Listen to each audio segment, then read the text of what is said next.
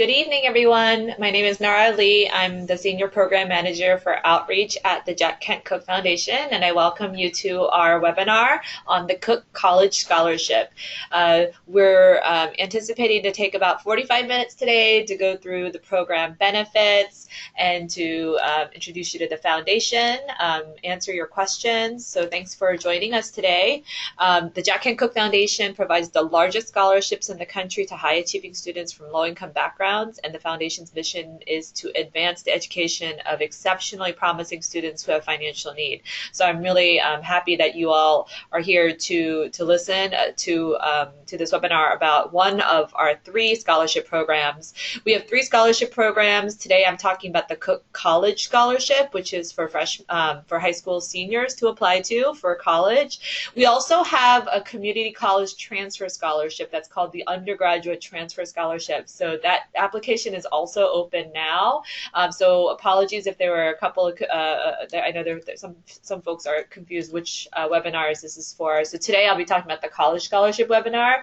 If you were looking for information about the Undergraduate Transfer Scholarship webinar, we did a few presentations, and you should be able to access a recording on our website in the next few days. So, and you can also download information from our transfer site, which is www.jkcf.org/transfer. And our other scholarship program is the Young Scholars Program, which is for middle school students. It's a pre-college scholarship program that provides college access and individualized advising and financial support. And that application will open in the winter.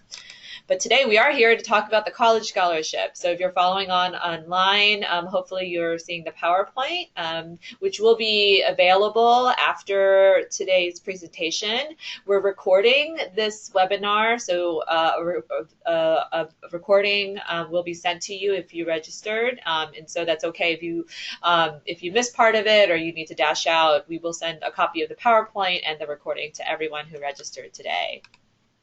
So we're here to talk about the Cooke College Scholarship webinar. I'll go over the program, the scholarship, the application process. Also talk about selection and how we select our scholars each year.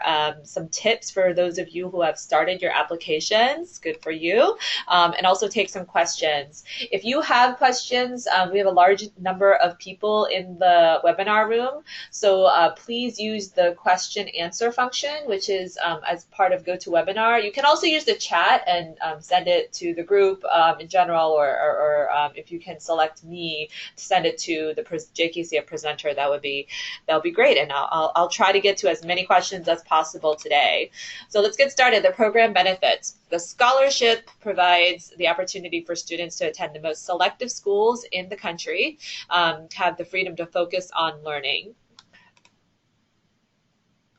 The scholarship is a last dollar scholarship, so the amount is up to $40,000 per year to attend a 4-year accredited undergraduate institution, and the amount can be applied towards cost of attendance, or COA, and I'll go a little bit more into that in a bit. And the scholarship also provides academic support. So all of our Cooke scholars have access to advising, which is intended to provide assistance in navigating financial aid, transitioning to college, getting used to coursework, selecting courses, and maximizing the college experience.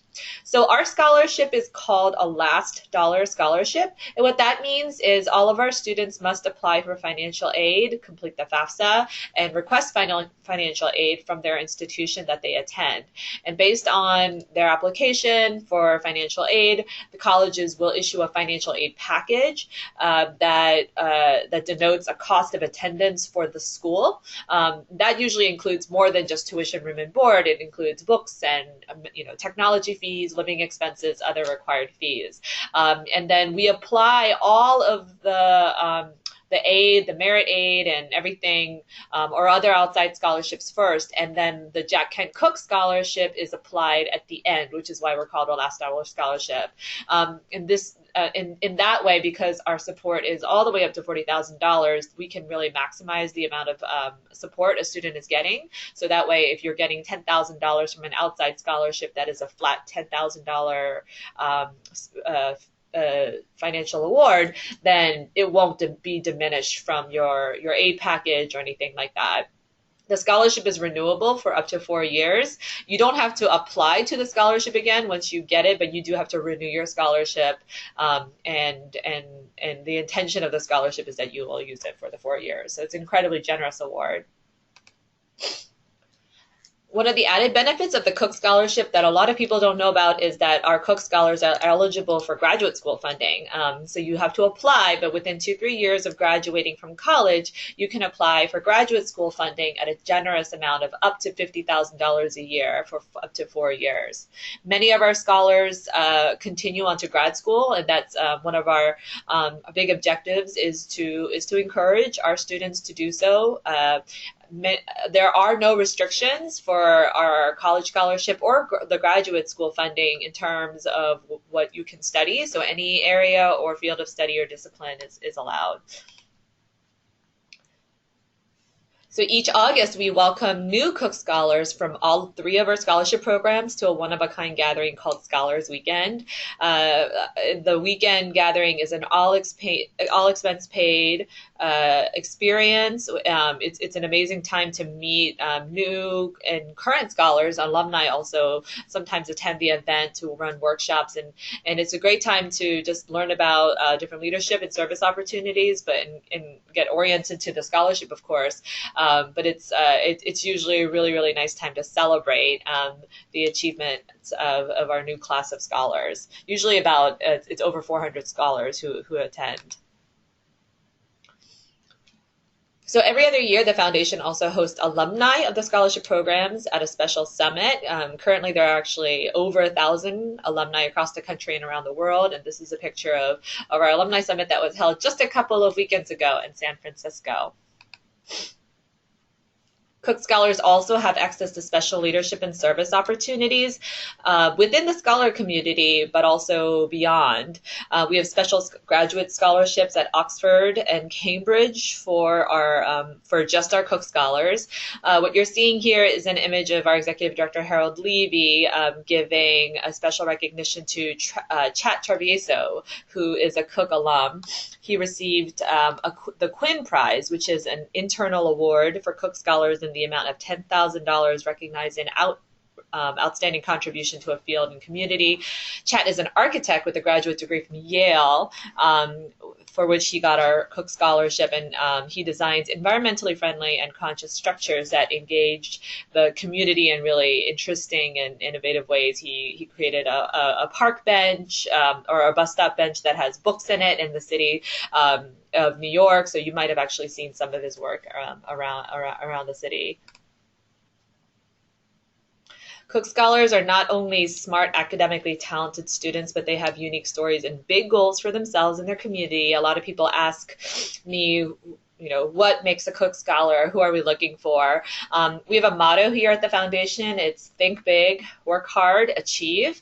And I know that's very general, but it really does capture the spirit of who a Cook Scholar is and what the scholarship is intended to recognize in students. Our schools, our scholars attend schools all across the country. There is no magical list of schools that students must apply to or attend.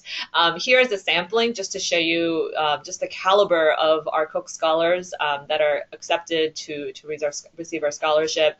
Certainly we have representation at the Ivies, but we also have, lots of students attend small private schools, the flagship public schools like Chapel Hill, UC Berkeley.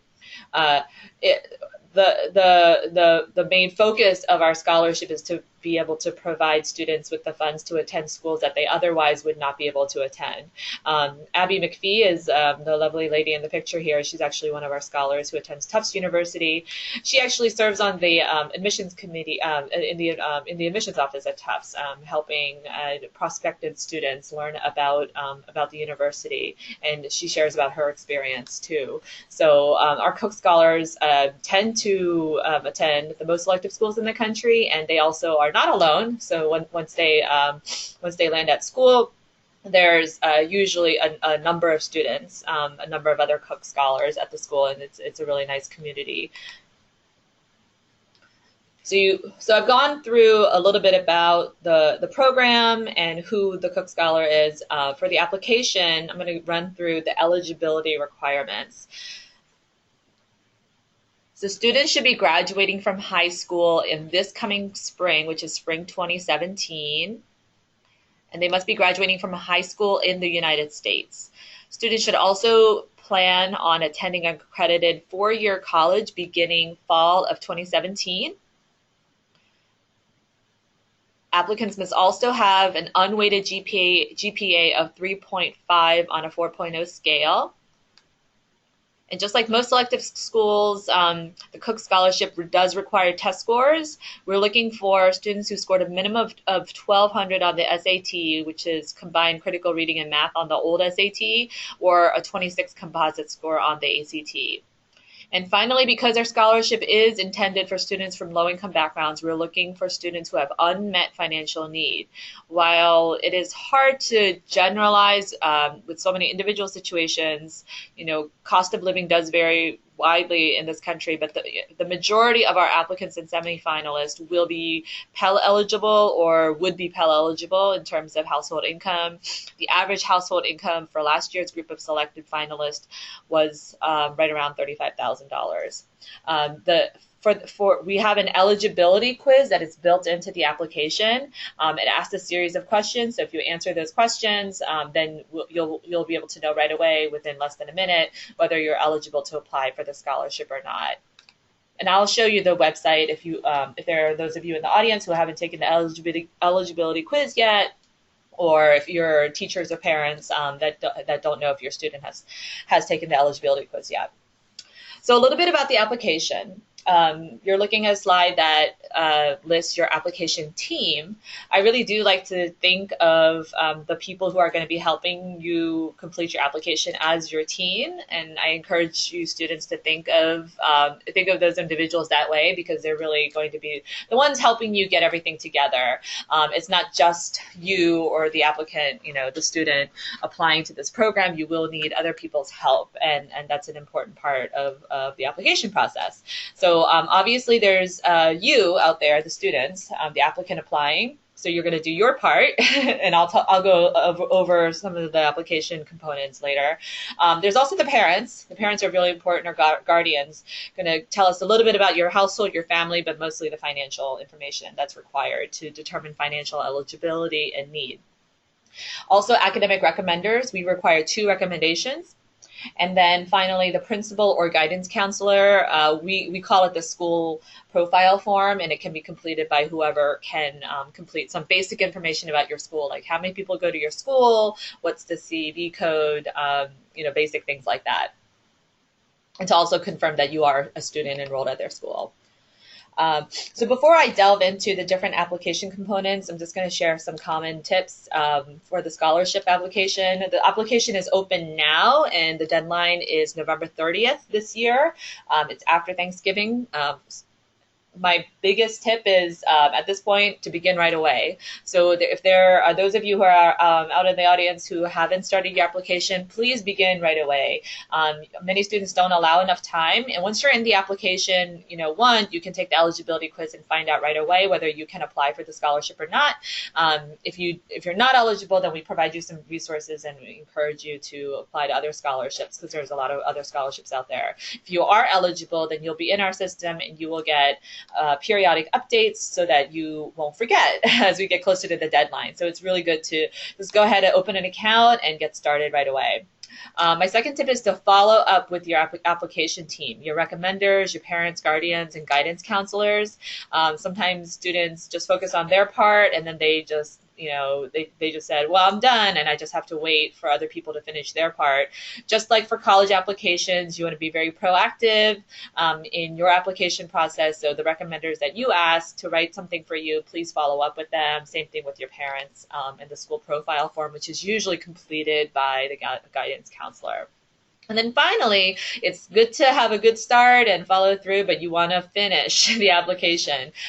Students ask me, what's the best way to submit a competitive application? And I'm going to provide some insights on that in the next few minutes.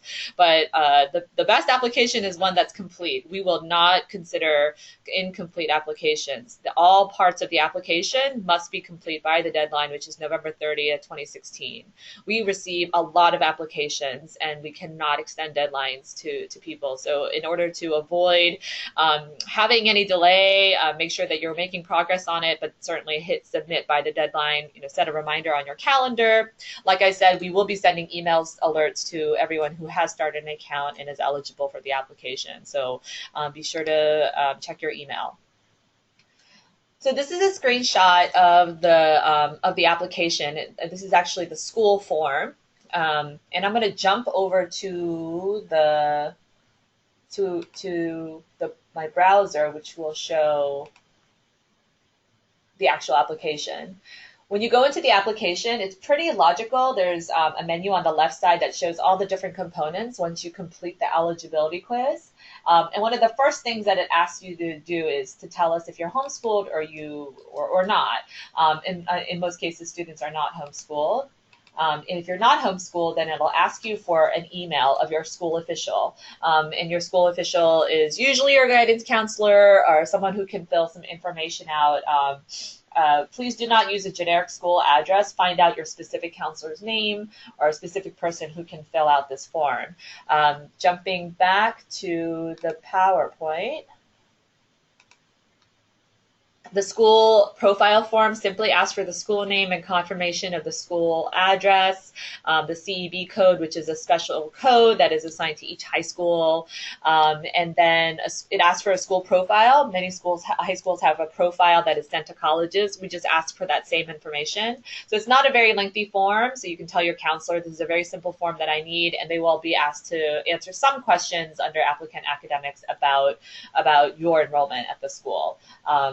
And so that's pretty simple. You will need 2 recommendations for the Jack Kent Cooke College Scholarship.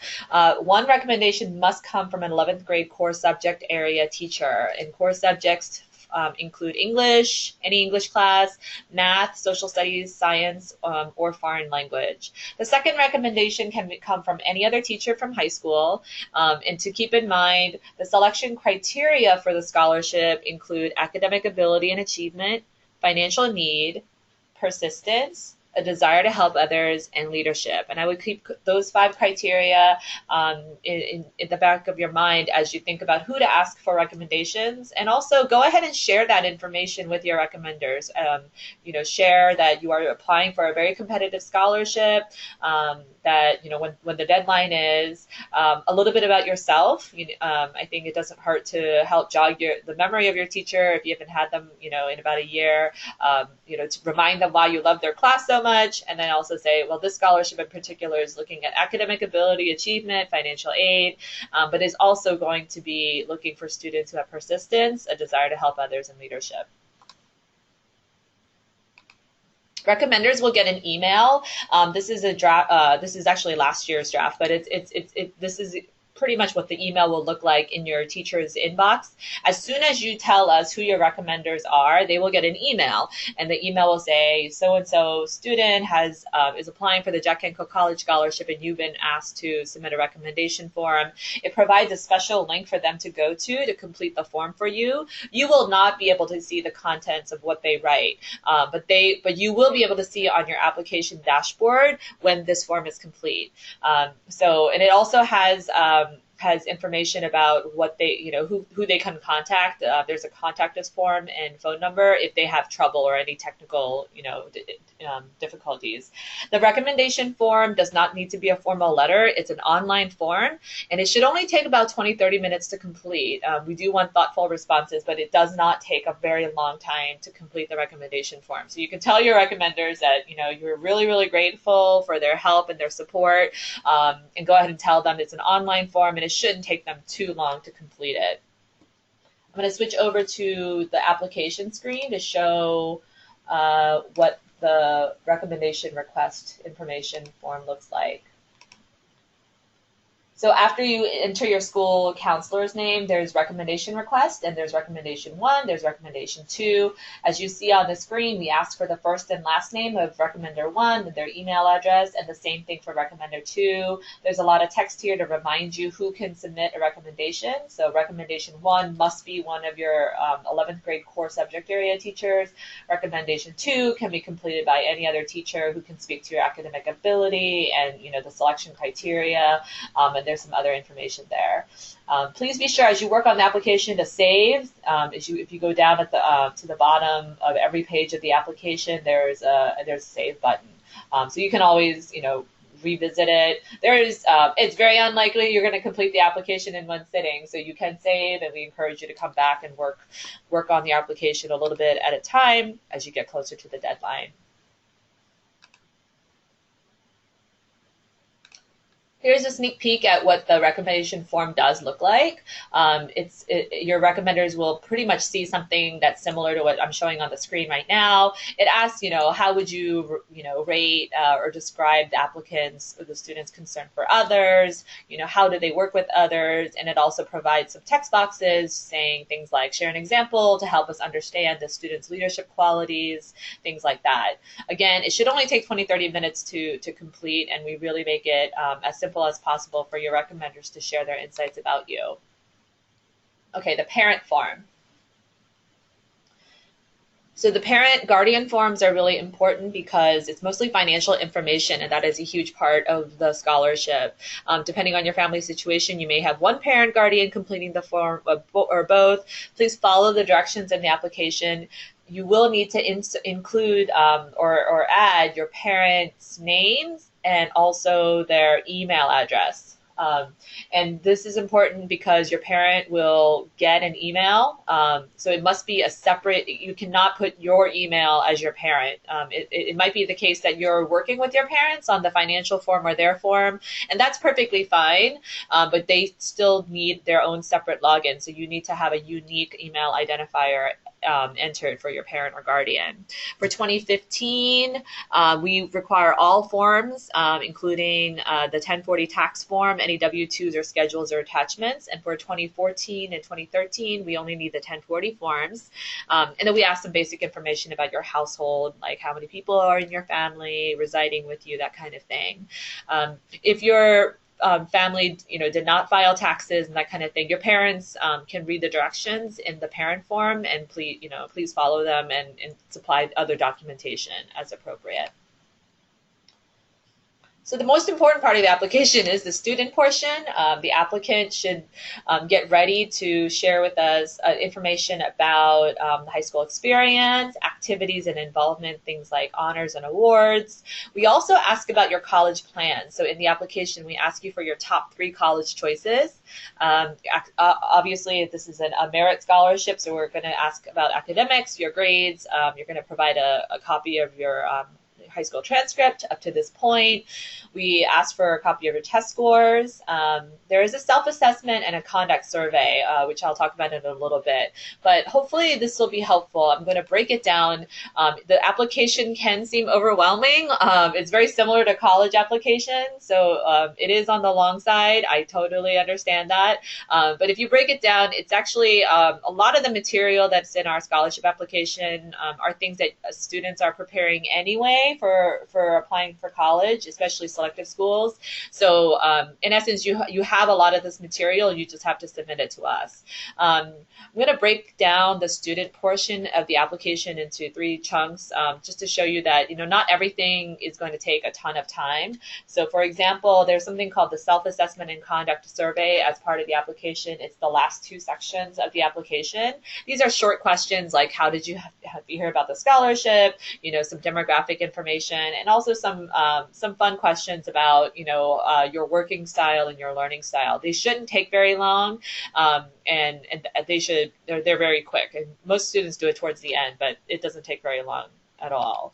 The parts of the student application that will take a little bit more time is the part that asks about your activities, involvement, and your honors and awards. So we ask you a series of questions about different honors or awards that you might have received. We ask you to share your activities, which can include work and clubs that you're a part of, please don't give us just a laundry list of things that everything that you've ever done. Please, prioritize and share with us the most important things that are a part of your high school experience. What will also require some time is the academic section, where we ask you to enter grades, tell us a little bit about the coursework that you've taken at high school, and this is where you're going to be uploading your transcript and also your test scores. For your test scores, you can print a copy and upload that. You can also ask your counselor if they're willing to just print out something on their letterhead or a school document with your test scores, because your counselor probably has the scores. Worst case scenario, you could take a screenshot, but please make sure that all the information that we're requiring is in there, including your name and your best scores and that kind of thing.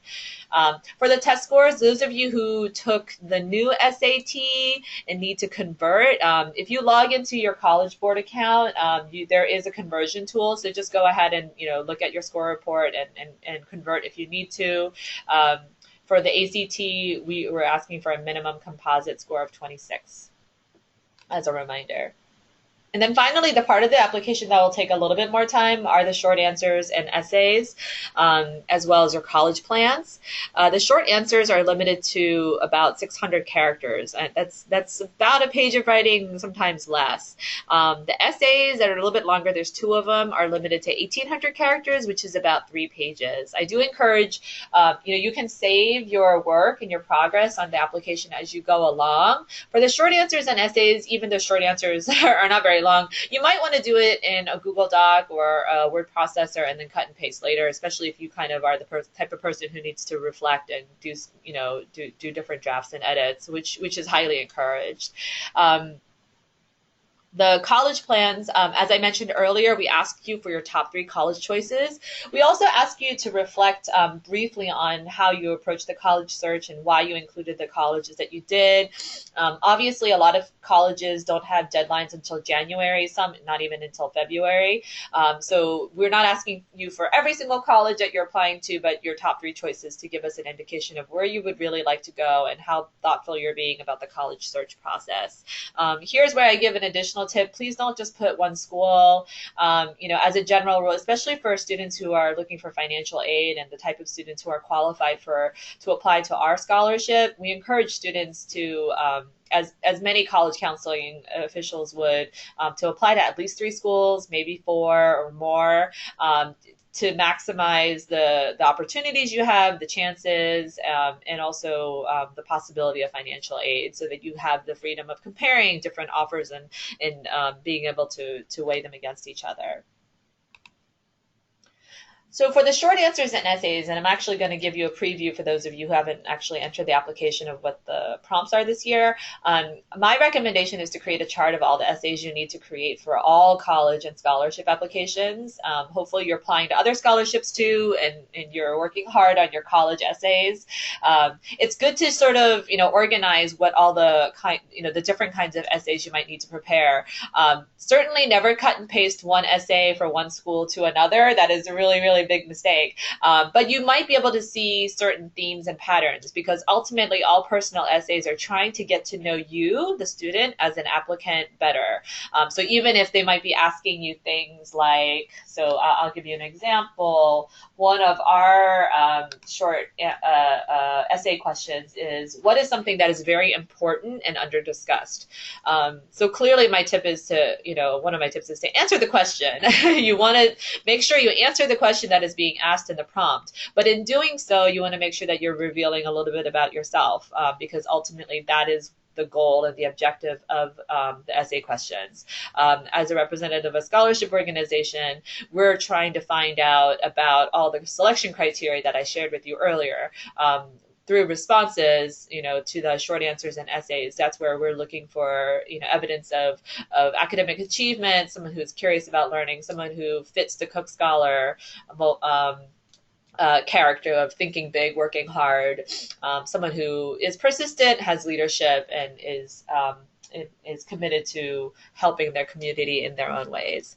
I also recommend that students be real. So there's no right answer to any of these short answers or essays, but there are better quality responses in that we really get a sense as a selection committee of who you are, and our readers really enjoy reading essays because that's where we can, beyond the numbers, beyond the grades, everyone who's applying for the scholarship, we have all that information about you, but the essays is where you can really reveal about, yourself and what drives you, what your passions are, and how you might be a good fit for the scholarship.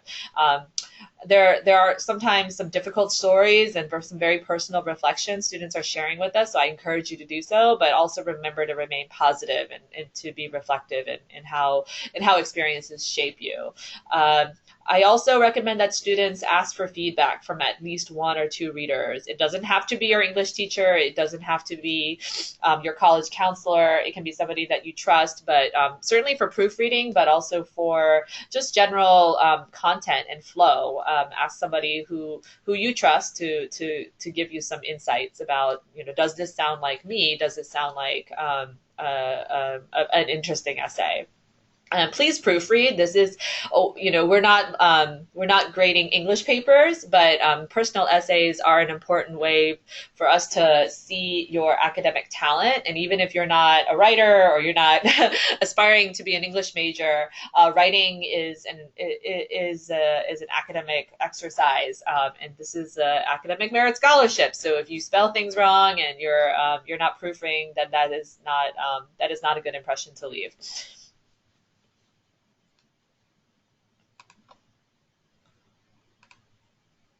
So a reminder of the selection criteria. So selection criteria means that these are the 5 different tenets that our selection committee are considering as they read each and every app.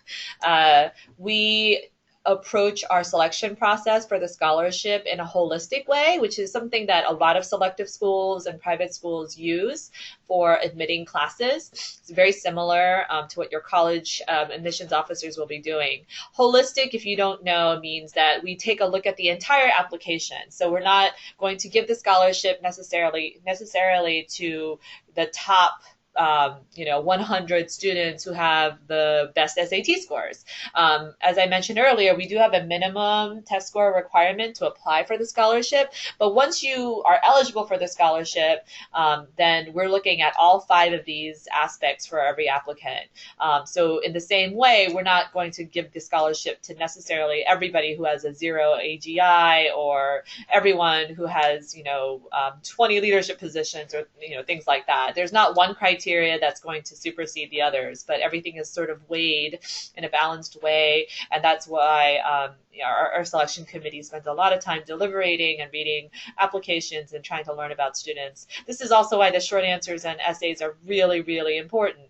That's where readers can get to know you and see, do they see evidence of persistence and a desire to help others in leadership in interesting ways.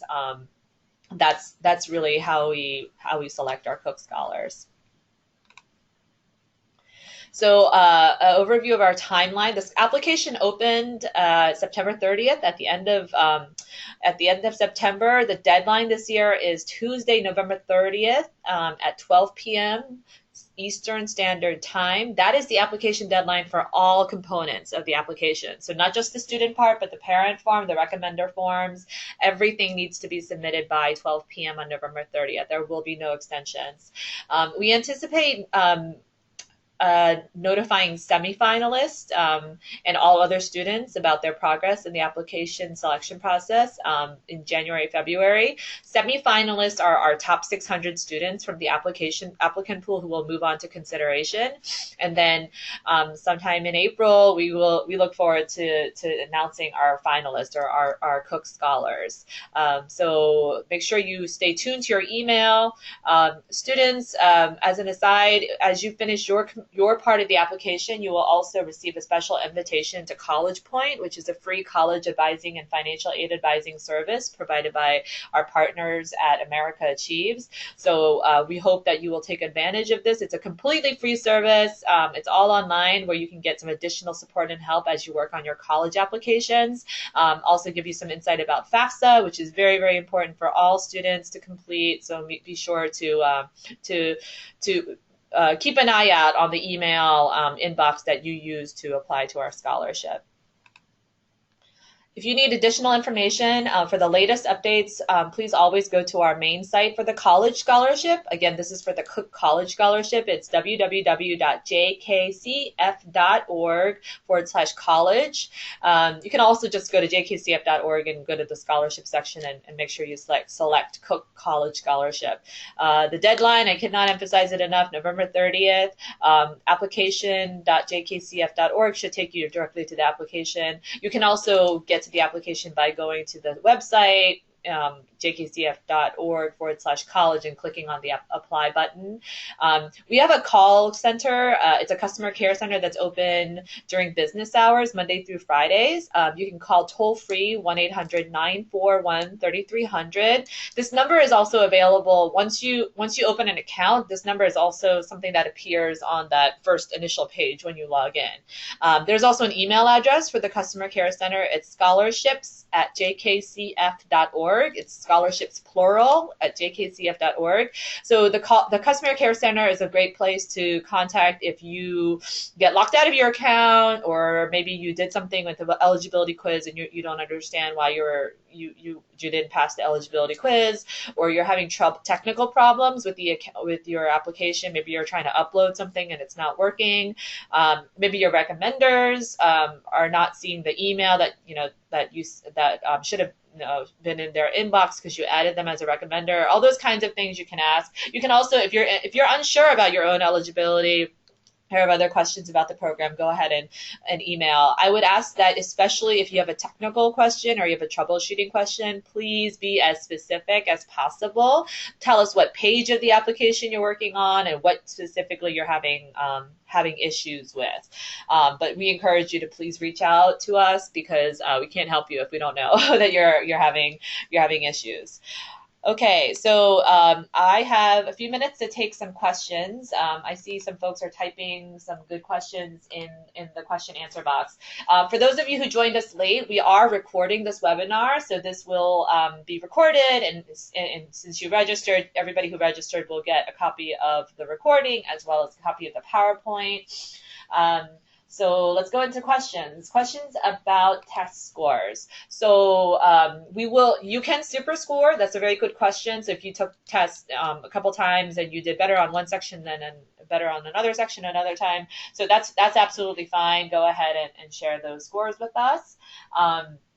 What if you have not taken the SAT or ACT? So unfortunately, our scholarship requires SAT, ACT scores. It's not the only thing we look at. As I mentioned earlier, we do a holistic approach to assessing all the applications, but it is an important part. So since all the other applicants are going to have test scores, we can't accept an application from one person that does not have test scores. You have to have taken the SAT or ACT. What is the minimum eligibility to apply for the scholarship or for income? So I mentioned earlier that our generally our accepted class of scholars for the college scholarship has an annual household income of around $35,000. That's a very general ballpark. There is an eligibility quiz that's tied to the application. So if you haven't started your application yet, what happens when you click the apply button from our website is it takes you to open your own account, and you can do that with Google or Facebook, or give us your email, and it'll take you directly to something called an eligibility quiz. It asks you like 3 or 4 questions, like do you live in the United States and go to a high school in the United States? Have you taken your SATs? And if you have, do you have minimum scores that align with our eligibility criteria? And there is a financial question. We have a generous ceiling of $95,000 to get into the eligibility for the college scholarship. So if your family makes under $95,000 a year, then that's usually our guideline. Again, the average is a little bit closer to $35,000 a year. Certainly, if you pass the eligibility quiz, that means that you can apply, but $35,000 is a little bit more realistic for the average, which means that we do accept scholars who have families who make more than that. A lot of scholars who have families that make under that. Can you resend scores after the deadline for the SAT or SAT? So unfortunately, we're not set up for that right now, because once the deadline hits, then that's when we do a lot of processing of applications, and we just can't do that for so many applications. So whatever you submit to us by the deadline is what we're going to go by. We do not accept anything in the mail for the college scholarship application. Everything must be completed online. So don't send us transcripts. There's actually no address to do so. Everything has to be uploaded to the online application.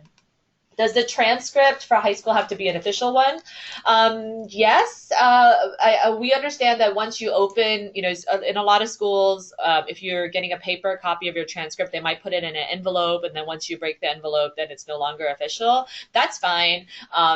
That's considered official for us. So if you get it, just get a copy of your transcript from your counselor. Explain to them that we just need to see a transcript of your grades, and you're just gonna upload that, scan it as a PDF. But it's okay if technically it's unofficial because you opened it or broke the seal. Does the scholarship amount depend on the school that you get into? No, it does not. The scholarship is up to $40,000 for 4 years, and it's renewable, and the expectation is that you keep getting it each year. You don't have to reapply again. And it's up to $40,000 because it's a last dollar scholarship. So the scholarship amount that you get is dependent on your financial aid package.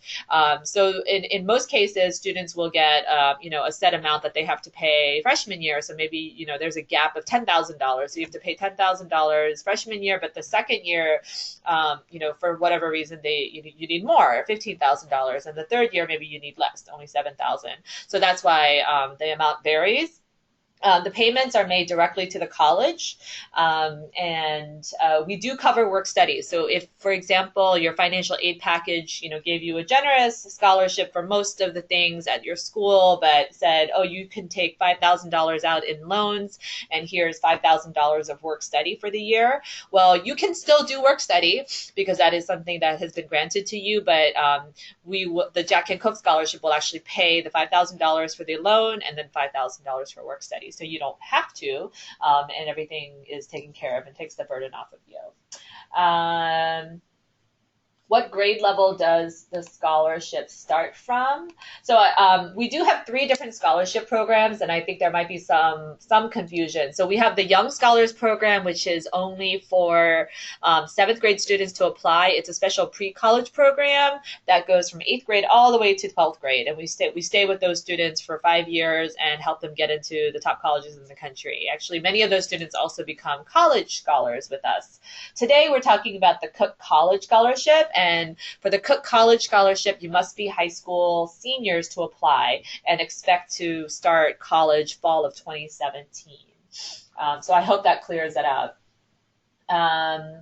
If you have specific questions about your eligibility that I don't address here, please make note of our call center information, especially if it's personal information. Go ahead and call them if you want to, just confirm whether or not you're eligible for the scholarship or not. Is there a list of schools that are accredited? There's something called the Higher Education Directory, and if you go to our FAQs, there's a link to that. If you have a question about whether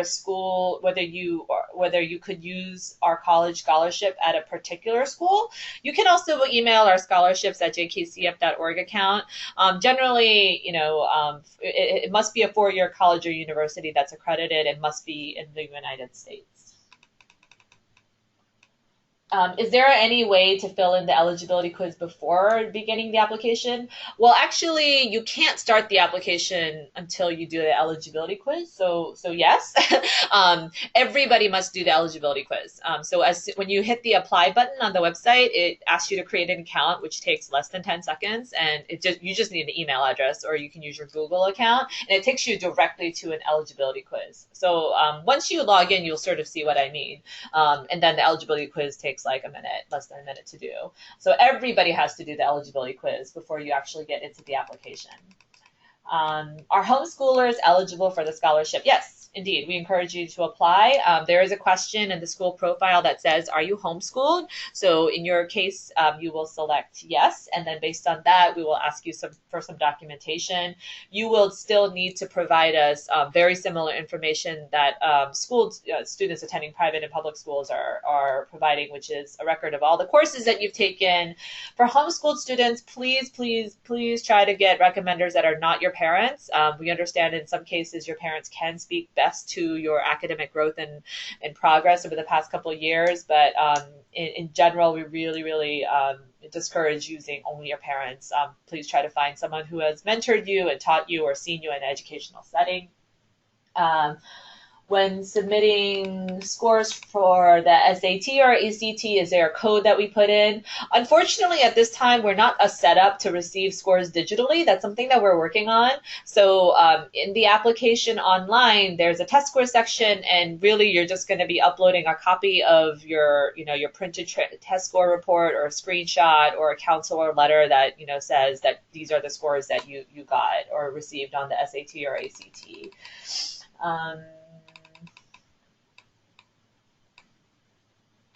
Are you still eligible for the scholarship if you apply early decision or early action? Yes. So I know that there's different binding agreements depending on what admission program that you apply to. So no, so that's fine. That's absolutely fine. If you apply to a limited number of schools, I would still encourage students to consider putting and applying to more than one school, even if so we understand early decision might be binding, but until that admissions decision comes, you're not bound to that school. So please do apply to more than one school. More than one school. That's a mistake that I made when I was younger, and it all worked out. But especially because a lot of the students who are listening out there have financial need, you want to have some options. So that's fine if you apply to a school early decision. Please consider completing all 3 fields for the college choice section, which includes 3 spots, and it's highly recommended that you complete all 3 spots. What is the average GPA of students who have received the scholarship awards? It's not 4.0. Remember, we're asking for a minimum, the GPAs to be calculated on an unweighted scale. We will see that you've taken advanced coursework, and so maybe got a B on an AP test, which we understand is or in an AP class, which is commendable. But for GPA, the average GPA on an unweighted scale for last year was close to 3.7 something. So it was like 3.7 to 3.8. So not everybody has to have a 4.0 to win the scholarship, but it is pretty high. And obviously, there's a minimum 3.5 GPA just to apply to be able to apply.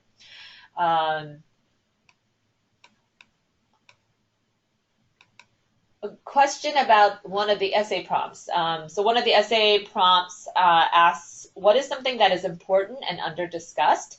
And someone asked the question, is that question a big picture society question or a question about the applicant's life? Well, I can't really, so the question, I think all essay questions that we ask are an opportunity to share more about yourself. So in that sense, the latter, a question about the applicant's life, but through the lens of a topic. So we do want you to answer the question, what is something that is important and under discussed to you? And that's, I think, to any essay prompt that you have for college, as well as for scholarships like ours, add the word to you or to me to the prompt, and that'll help you frame the question in terms of how you should answer it. So don't answer the question like, what is something important? So maybe something important is the election, but why is the election important to you, right? So if you're going to talk about the election, or why is biophysics important to you, if that's something that you want to write about. Make sure you always link it back to you as the applicant. That's my general advice to students. Okay, we're actually at the 50-minute mark, but I'm going to continue taking questions. I'll try to get to a few more. Again, if you have to log off, and if you if you want to be able to check back for updates. Make sure you bookmark the website. It's jkcf.org/college. We're actually going to be hosting an application workshop and an opportunity to meet some of our Cook Scholars in November. It's probably going to be November 16th or 17th. So just please visit back on the page. And once you're in the application, we'll also send you that information automatically. So you know that that's something that's being offered. It's a great opportunity to meet some of our scholars and ask them about their experiences on campus and how they apply to college. And they'll also share some tips about applying to the Cook Scholarship, since they were clearly successful at doing it. So those of you who have to log off, that's fine. Thanks for joining us. I'm going to take a few more questions. If I receive the Jack Kent Cooke College Scholarship, will I automatically get the Graduate Award? So the Graduate Award is not automatic.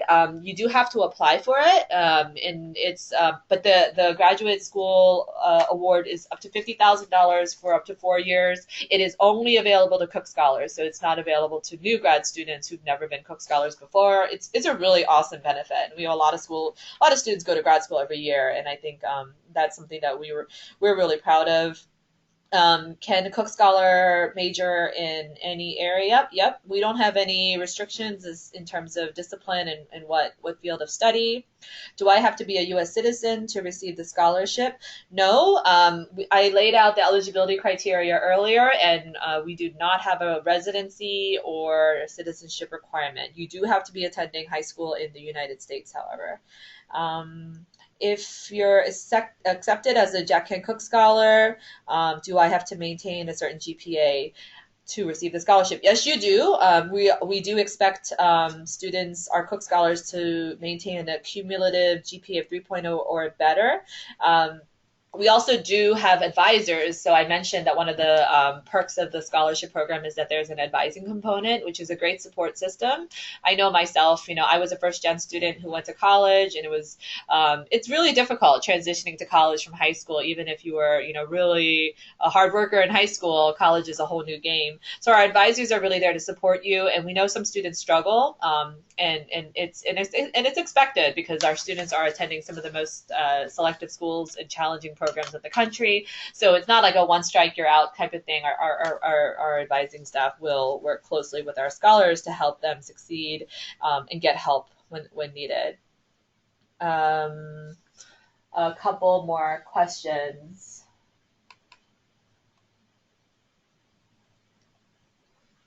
What do I do if my recommender says that they have not received an email for my recommendation form? Some typical troubleshooting things, as with all things, like ask them to check their spam filter.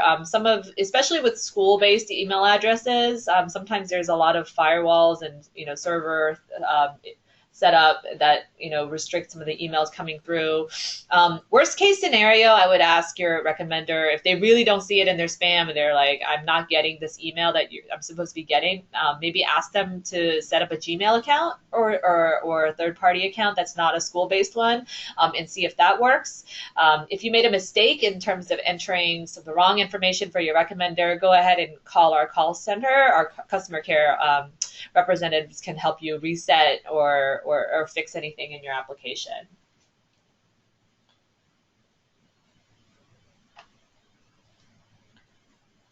A question is, what if I have a parent who is unavailable or refuses to complete their forms?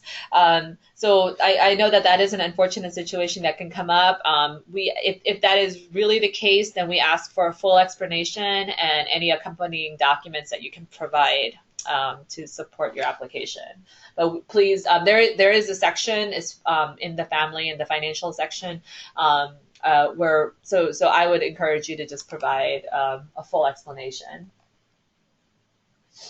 So how does this scholarship work with other academic scholarships, especially college-based ones? Can I receive other scholarship funding if I receive the Cook Scholarship? Absolutely. I really can't think of a restriction off the top of my head. But in general, we have, our Cook Scholars, receive a lot of merit aid because they're so talented, which is a great thing.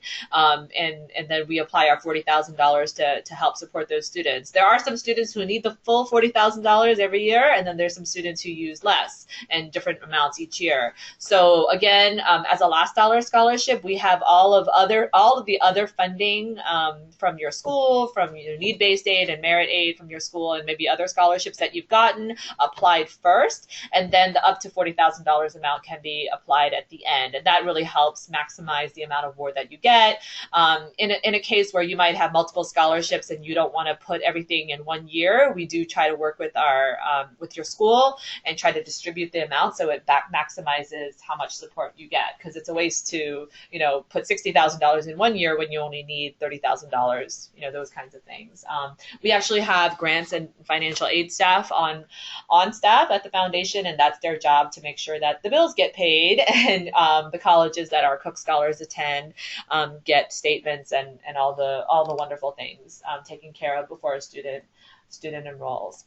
Okay, so I think we're out of time. There's a lot of technical questions that are being asked about particular applications, so I really apologize if I didn't get to yours. Again, email us, scholarships@jkcf.org. with specific questions. We still have a few weeks to the deadline. Again, stay tuned to the main website and your emails for alerts about upcoming webinars. I think you'll really enjoy meeting our Cook College Scholars, and that session will be different from today's. Today was more of a general introduction to the Cook College Scholarship. The Meet the Scholars workshop, which is going to be held sometime in the middle of November, will focus much more on you getting to know some of our Cook Scholars, and you can ask them, questions about what's it like to be at MIT, or what's it like to be at your college. How did you approach the college application process and search and make your decision and all those things. So I think it's going to be a really insightful time. Stay tuned to our main website and your emails for alerts. And thanks for your interest in the Cook College Scholarship Program. If you're going to apply, or if you're already started applying, working on your application, then best of luck to you. And we look forward to receiving your application this year.